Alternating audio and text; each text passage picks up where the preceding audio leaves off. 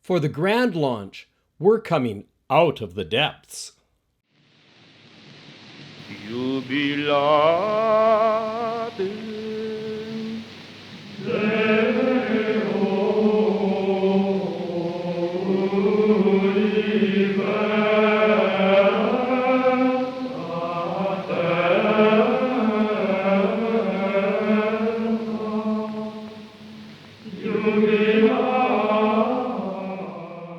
ChantHacks with Mark Emerson Donnelly. Hi folks. This first Grand Launch episode of ChantHacks is not too much different than the previous episodes. It's more the first installment of a series we're calling Let the Music Speak. In this series, I'm going to focus on the particular application of some of the things that I always, or almost always, consider or think about, no matter what chant I'm singing. Keeping with the name of this podcast, they'll kind of be how I hack into the text through the music, and the music through the text. Now, I don't want to take too long preparing each of these Let the Music Speak podcasts. Yes, I have and do put what I consider to be a good amount of thought and time into the singing of each chant, and I encourage you to do the same. That's the whole point of this series, Let the Music Speak. But if the process takes so much time no one can practically execute it, what's the point? Let's face it, there never seems to be enough time to spend on interpretation. If you haven't yet acquired the habit of sight singing, that is, you haven't developed the skill to sing music without having heard it before or having someone who knows the piece singing beside you, most of rehearsal time is spent simply learning the notes. And timing, maybe. Usually, nobody gives much thought to timing or rhythm in Gregorian chant. Why? Because we're just doing our best to learn the pitches or notes. I guess we'll have to do a future ChantHacks on sight singing. Anyway, let's assume you either can sight sing or already know the chant.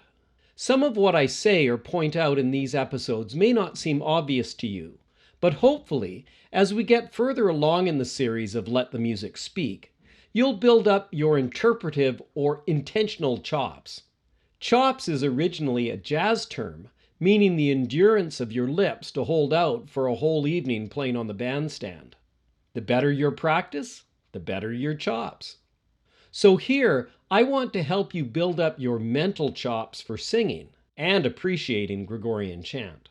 The goal is to get you thinking about the musical part of Gregorian chant, that is, the melody and rhythm, in a way that enhances the meaning and spirit of the text, which in turn affect the way you sing the melody. To put it another way, the music informs the text, and the text informs the music. So I'm going to point out what seems obvious, or at least possible in the music, vis-a-vis the text, try to bring it out in the way I sing it, and then move on.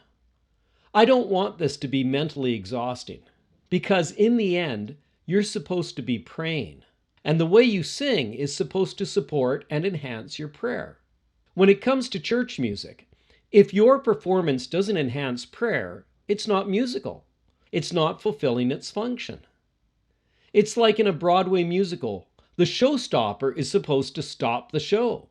That is, the audience goes wild and you have to repeat the number. If the showstopper doesn't stop the show, it failed. By the way, even though I'll be using mostly Gregorian chant in Let the Music Speak, you can apply it to any piece of music. In fact, you should. I'm simply drawing upon what I've learned from great opera coaches, teachers, colleagues, and Dom Mokro, and especially Dom Gajard. Music is music, and singing is singing. It all works the same way. I had an East Indian voice student, Hardeep, who wanted to sing Punjabi pop music. He still had to learn classical Italian songs, because the Italian songs provide the paradigm of good lyrical vocal production. There is a Carmelite nun who I took through the same system. I'd say all the good stuff I've learned in music school, from private teachers, colleagues, and the Salem method, have made me a better singer and teacher. So this way of looking at Gregorian chant is kind of universal to music. Though maybe not as formal, I think Let the Music Speak fits in with the last 3 lessons of Laus and Ecclesia Level 1. So, this is part of a talk I gave last month at the Benedictine Abbey of Clear Creek in Oklahoma for their Oblate Day. The talk was titled Gregorian Chant as Commentary. To demonstrate how the chant can comment on the text, I made an examination of the offertory for the 23rd Sunday after Pentecost, De Profundis. To begin, we have this short text, Psalm 129, verses 1-2. De profundis clamavi ad te, Domine, Domine exaudi orationem meam. Out of the depths I have cried to thee, O Lord. Lord, hear my prayer. So what I'm looking for first is where the melody can be considered a kind of analog of the words. In musical terms, I'm looking for the word painting, also sometimes called tone painting or text painting. The melody begins low, out of the depths, and rises up. De profundis.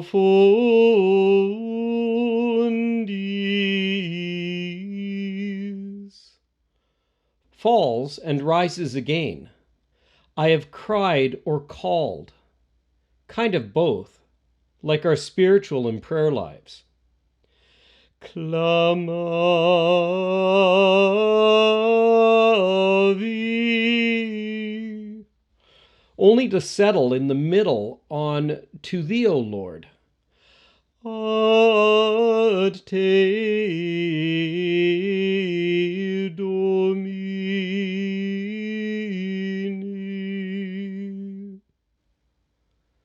So just the mere act of crying out has lifted the soul a little from her original depths and settled her down not too low and not too high.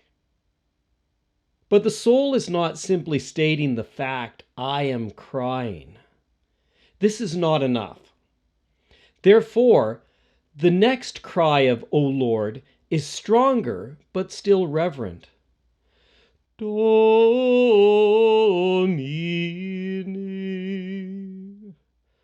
Followed by a rise to the apex of the melody on exaudi, here. Exaudi. Hear what though? A prayer, orationem, and this part of the chant moves through what might be called the particulars of the prayer, rising and falling, moving, static, then moving again, perhaps wandering in distress. Orationem. But as we continue, we see and hear this is no general prayer of the faithful. This is a personal prayer. The penitent's salvation, or at least state of mind, is at stake, depending on where he is in his spiritual journey. Hence the prolonged melisma, that is many notes on one syllable, on meam. My, this is my prayer. It's about me in the sense that I'm making this prayer because my soul is hanging in the balance. It could rise to God or descend to the depths.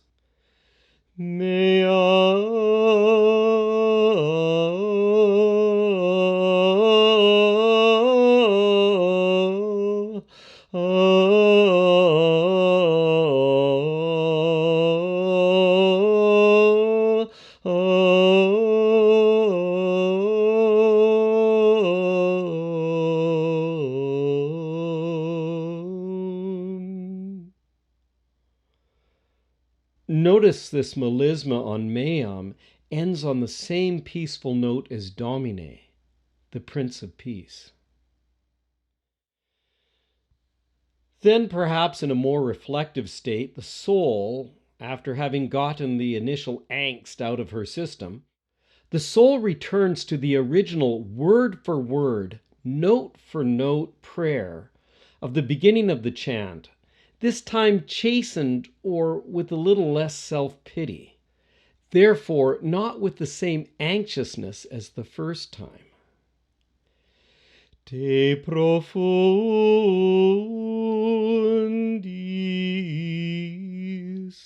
clamavi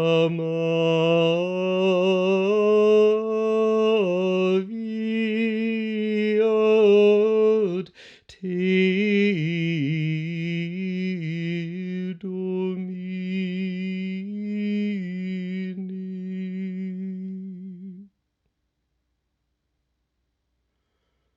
So putting it all together, this is how you might sing this chant. De profundis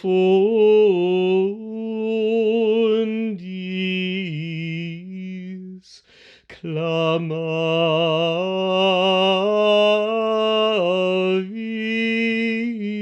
ad te Domine. Domine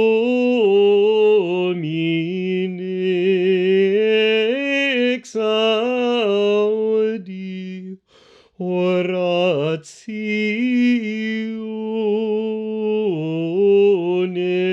mea.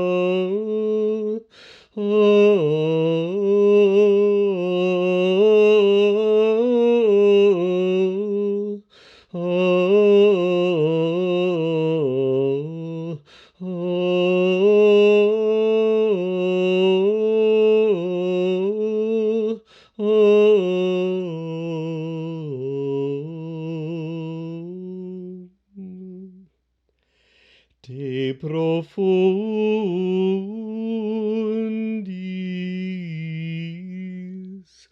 clamavi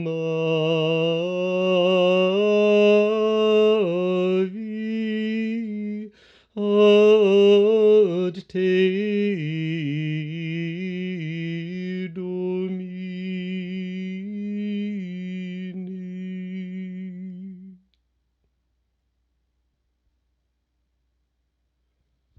This textual and spiritual analysis should help render the singing of this chant. It took me between 5 and 10 minutes to write this down. However, when I simply think of this chant, most of these considerations come to me in an instant. Yes, I've been singing this chant for over 4 decades. I've thought about it a lot. In fact, it was the inspiration for the very first motet I wrote back in 2009. But I hope you'll agree that with a little examination of the De Profundis, the word painting, at least some of it, is pretty obvious, like the out of the depths part. Other sections may not be so obvious. For instance, how you might sing the repeat of De Profundis differently at the end of the chant than how you sang it at the beginning. Or like why the second Domine is in the middle melodic range of the chant. Or even why there are so many notes on Meam. I've heard many singers say when they've run across a passage like this, they say, all those notes on such and such a word, it doesn't make any sense. They say this instead of trying to make sense out of it. I think we tend to consider these medieval monks as kind of ignorant and musically unsophisticated. Yet they created one of the greatest musical repertoires of the Western world. Do you really think the anonymous composer of the De Profundis didn't know what he was doing when he put so many notes on Meam? I think that's crazy. Or at least an example of how we modern musicians think we're so far superior to our ancient counterparts.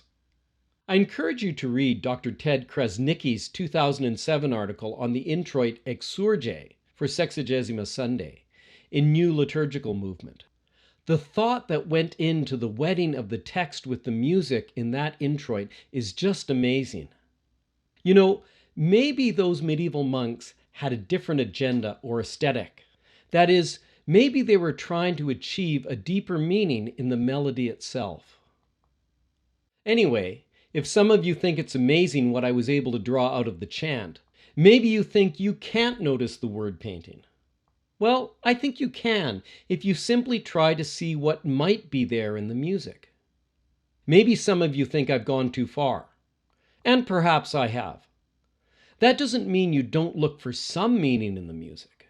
If not, why are we singing rather than saying the words in the first place? it must be to add something so we can pray better. And I don't think that something is simply to have the chant be a kind of holy elevator music. That reduces it to one of the most lamentable 20th century musical trends, mind-numbing background music. Donald J. Grout, in A History of Western Music, refers to this kind of music as a ceaseless lukewarm gush. Gregorian chant must be more than the church equivalent of what we hear in an elevator or at the supermarket. Before I finish, I have to add a word of caution. Since expression in music can be overdone, we must guard our performance from being too materialized in the sense of being heavy or overwrought. Using an expression of Reginald Garrigou-Lagrange, we must guard against our singing of the chant from being like the stone that is launched into the air, only to quickly fall to the ground. This is an especially important admonition for an opera singer who sings chant. My goal in this episode, and the subsequent episodes in this series, is to present to you a way you can consider each chant such that when you sing it, it reflects your own prayer and adds an artistic polish to your performance, which in turn will assist the hearer in his consideration of the liturgical text and thus assist his prayer. Now, lest you think this means our individual or personal rendering of the chant when we're singing together will create a chaos or cacophony, I'll leave you with two thoughts. First, when we sing the chant in a group, unity should be one of our goals. So we should also have a system, technique, or method that everyone is following. As I said in episode 7, ChantHacks is all Old Salem all the time. That is, I follow the Salem method as developed, used, and promoted by Doms Macro and Gajard, the Scola Saint-Grégoire in Le Mans, France, the International Center for Ward Method Studies at the Catholic University of America in Washington, D.C., and at Clear Creek Abbey in Oklahoma. The Salem method is like guardrails, traffic signs, and the lines on the road, but for Gregorian chant. It gives us rules and signs so everyone can stay in the right musical lane and avoid any rhythmic collisions or accidents. The second point is made by the founding abbess of the first Benedictine monastery of nuns established by Salem, the Abbey of Sainte-Cécile. Along with Dom Guéranger and Dom Delat, Abbess Cécile Bruyère is considered among the three individuals who lived, understood, and wrote well on the spirit of Salem. To quote Mère Cécile, "It is meaningless to set up a contrast between liturgical prayer, determined by the Church, and individual prayer, free both in its direction and in its method. The first does not exist fully without the second, and the second takes its strength from the first and finds in it a reliable support." So, there you have it. Please support Alana's and my effort to get these podcasts out, and all our other music work for the church, either through commissioning a composition like the ChantHacks Extra music, or by hosting or sponsoring workshops at the choir, parish, or diocesan level. If you're a choir, schola, or parish music director, I'm also available for mentoring. Please contact us either at mark@vocalart.org or alana@vocalart.org. I'm Mark Emerson Donnelly. God bless.